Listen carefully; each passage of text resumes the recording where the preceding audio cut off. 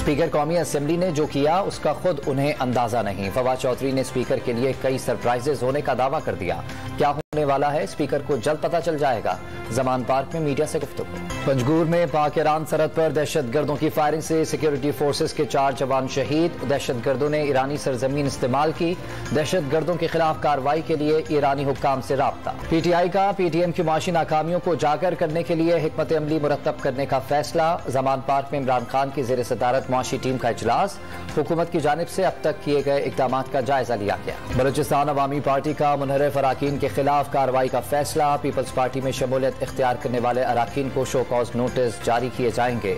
रुकनियत की मुअत्तली के लिए इलेक्शन कमीशन से भी रुजू किया जाएगा। पीपल्स पार्टी की जानिब से अराकीन तोड़ने का मामला पीडीएम प्लेटफॉर्म पर उठाया जाएगा। कराची में मरकजी कायदीन की बैठक के दौरान अहम फैसले कर लिए गए। जियाले रहनुमा निसार खोड़ो ने जमात इस्लामी को धौस और धमकियों से गुरेज का मशवरा दे दिया। प्रेस कॉन्फ्रेंस के दौरान मैंडेट को तस्लीम करने का मशवरा दे दिया। कराची के इलाके सदर में डकैती की बड़ी वारदात। पुलिस की वर्दी में मलबूस डाकुओं ने स्टेट एजेंट से 70 लाख रुपए छीन लिए। पुलिस सीसीटीवी फुटेज की तलाश में लग गई।